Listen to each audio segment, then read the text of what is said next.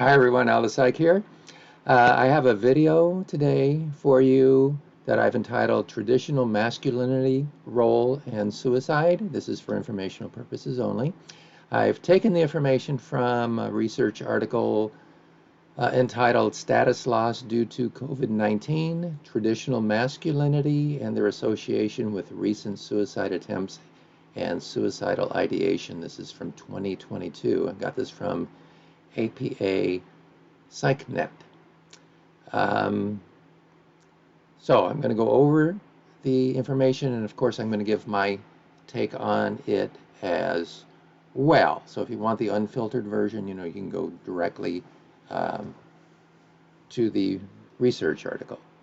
So in a nutshell, the authors of the research, now this is a German study, they found that men that endorse the traditional masculinity role, I'll call it TMR sometimes, are more likely to engage in uh, suicide attempts, SA, I'll call that, or suicidal ideations, SI, when they had lost a job and subsequently their social status.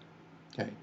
Now, men who experienced status loss due to job loss but don't endorse the TMR also had an increased possibility of SA or SI, but not as much as the men that endorse TMR.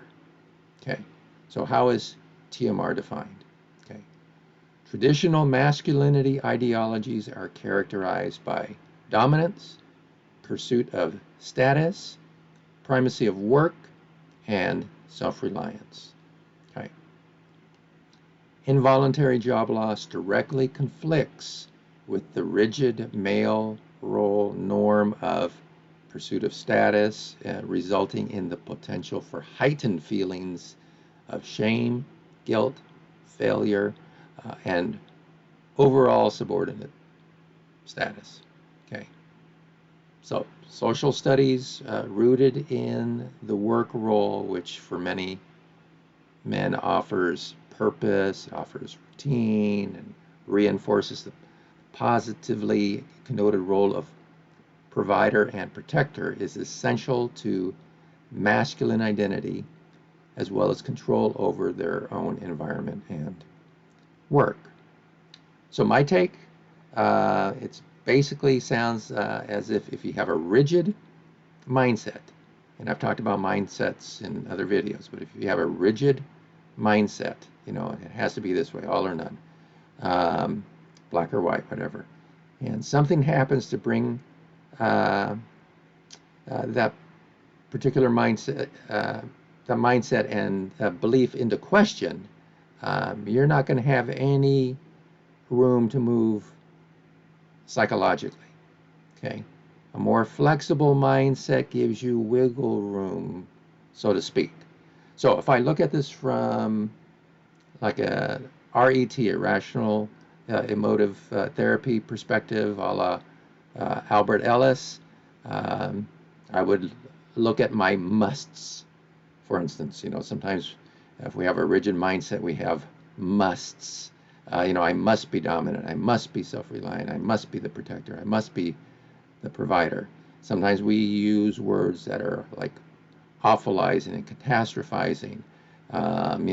This, losing my job, social status, is the most awful thing that could ever happen to me. Or I'll never get over this. All these all or none type of thinking patterns, very rigid, very extreme, very all or none, very black or white. So there's no room for error in that rigid mindset, or in the case of the article, in the traditional masculinity role. Okay. Now, if on the other hand I have a more flexible mindset, I increase the likelihood of bouncing back. I increase my resiliency.